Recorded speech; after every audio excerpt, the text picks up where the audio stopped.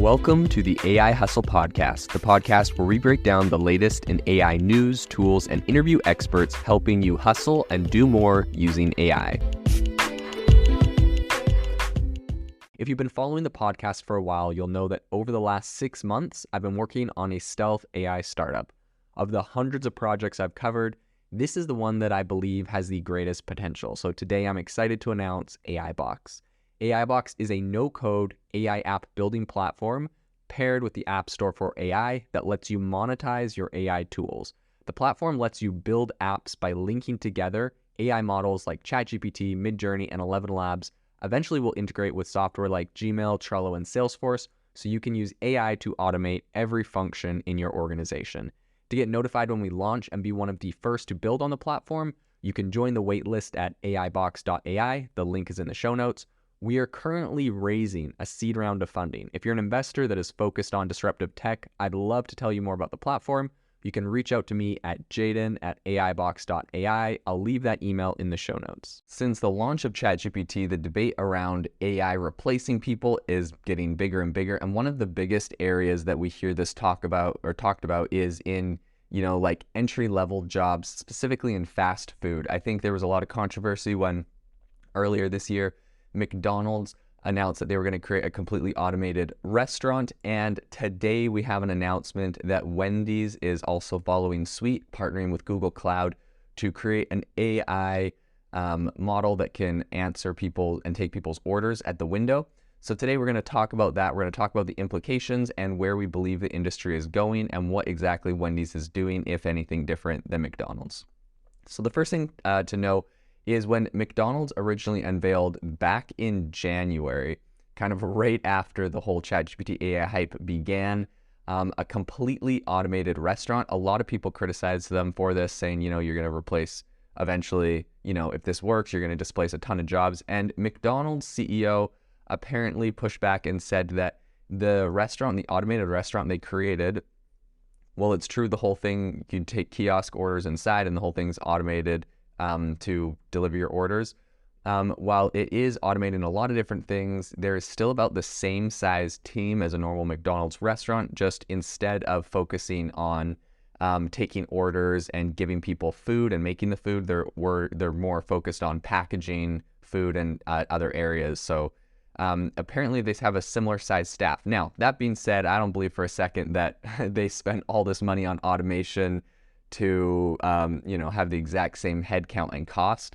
Definitely this thing is going to be able to cut down on headcount, and I'm assuming now they can just serve way more people. So if that's the case, that means that they only need to create one McDonald's restaurant instead of 5, because, well, one has the same staff as one before. It can now serve 5 times as many people, therefore eliminating the need for 5 more restaurants, theoretically speaking. All that to say, I don't know. When people push back and they're like, no, we have the same amount of people doing stuff, it's like, yeah, but you're doing more stuff. Like, inevitably, the concern is that the robots are taking jobs, and the robots are taking jobs. Now, not that I don't think we should have automation and yada yada, but I just think, like, to be fair, that's the truth of the matter. So, in any case, McDonald's CEO said that customers interact with less in person and more their digital devices, with heightened expectations for the service they receive. And it's interesting because there's an article on a website called Freethink talking about this, and they said bans on outdoor dining early in the pandemic led to fast food restaurants like McDonald's to serve more people via drive-through, leading to longer wait times. The number of people ordering through delivery services also surged, yada yada. Just my opinion, I find a little cringe when anyone references the pandemic for why things have to be fundamentally different today. I love work from home and that kind of concept that it led to, but it's not like any of these these things are great, but like it's not like it's not a need. The pandemic's over. We're post-pandemic, so using the pandemic to justify any specific concrete changes today, I find a little bit cringy. Well, I guess COVID's not over. I know plenty of people that got it in the last couple of weeks and got over it fine, but the hype and hysteria around COVID is over. So. But in any case, maybe it is necessary because, Bill Gates says that we need to start preparing for the next pandemic. So whatever he's got planned for us there might be happening soon. Oops, I say that out loud. Okay, so anyways, What is interesting is McDonald's specifically what they're doing is they have two different drive-through lanes. One where you can go through and do your order more normally on their first restaurant as a test. And the second one is specifically going to be all completely automated. So you can order on your phone, you drive up, they have like a conveyor belt that pulls your phone out to you. And when I was watching their video about this, it looked really similar to like if you've ever used Chase Bank or, well, any bank really, that you go there and they have like those tubes where you stick your credit card information and it sucks it through the tube and gives it to the teller, and then the teller gives you the stuff and it shoots it back down. It's something kind of like that. You pull up and it has like a little window that has a conveyor belt and pops your food out like that. Since no one is going to be in that lane specifically ordering and waiting for food, their hope is that that goes faster. Okay, so that's what McDonald's did back in January, which automated to a large degree a lot of different jobs, in addition to you being able to give your order through AI. And now Wendy's is following suit and doing something really similar. So Wendy's actually says that 70 to 80% of their customers are choosing the drive-through as a preferred ordering channel. Delivering a seamless ordering experience using AI can be difficult due to the complex menu options. It's actually a really funny point that they're going to bring up in a second. So because you can do like, they have a lot of complex menu options apparently, and you can do like special requests and stuff like that. They also say the ambient noise around makes it difficult, whatever. I mean, this is all stuff McDonald's obviously solved in January. So they're acting like they're like, you know, they solved a puzzle, but I mean, other people have done it. So this is something interesting they said though. For example, because customers can fully customize their orders and food is prepared when ordered at Wendy's, this presents billions of possible order combinations available at the Wendy's menu, leaving room for miscommunication or incorrect orders. Okay, so this is in their literal press statement, that like their PR, their press release, that they said this, and I don't know if this is like, I don't know if they're actually accurate in saying billions of possible order combinations, or if they're just like lots of possible order combinations. I think using the word billions in a press release, if it isn't actually billions, is odd and misleading. I mean, why would they say that? But anyways, if it really is billions, someone do the math for me. Like, how many order combinations could you possibly have at Wendy's? But I guess like every time you add a new product and a new like customization to that product, you introduce like X amount of new variable different types of orders technically. But in any case, billions of possibilities. That sounds pretty wild.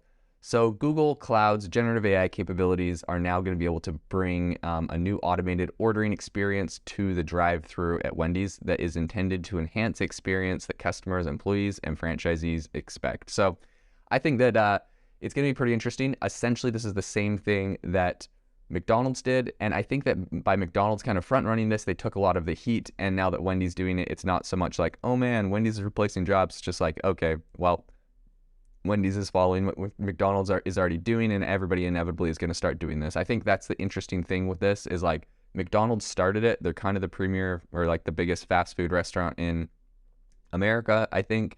And so since the big player is doing it, Wendy's is now doing it, everyone will start doing it. And inevitably, we're going to see when you order at fast food in the next couple years, all of these are going to just be like an AI that you are talking to. So it's going to be interesting to see how accurate and how, I mean, inevitably these things will get good at it. There's no doubt about it. Anyone that's like, so pretty much when McDonald's launched, a bunch of TikTokers went through it and were like, I tried it and it got my order wrong and blah, blah, blah. And they were like complaining about it. And like inevitably these things, like this is the first company that does it in the first iteration. Give this thing a couple years and these things will all be flawless. Like look at the rate of AI advancing. So I don't really buy any of the, a human could do it so much better, like stuff that people like that narrative people try to push, because come on, AI is going to be better than humans at everything. And that's like it or not. Like, I'm not saying that's necessarily a good thing. I'm not saying I'm thrilled about that prospect, but like inevitably that is the scenario that's going to happen. So like, let's figure out how to adapt instead of, trying to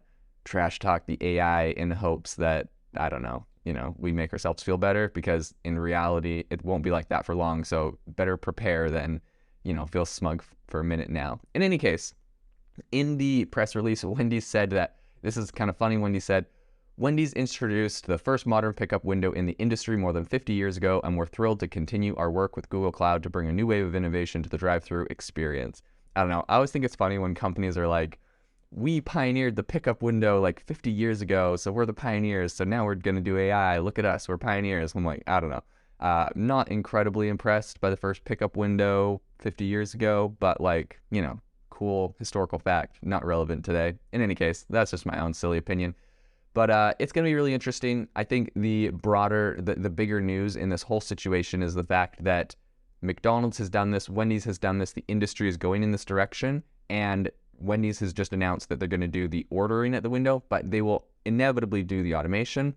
McDonald's announced that they have a big team running the automated store in the background, but guess what? Newsflash, that was their first store. Of course they're going to have a bunch of people in the background. Like, it's going to look horrible if it makes mistakes as a completely automated thing. Inevitably and eventually, these stores will be fully automated. That's the truth of it. Inevitably and eventually, fast food restaurants will have the capability of being completely automated from order to pickup to food creation, with maybe one manager like running the machines and making sure everything is like not on fire, pretty much. So, and even that, I'm sure they could have a robot that puts out fires, but that's another story.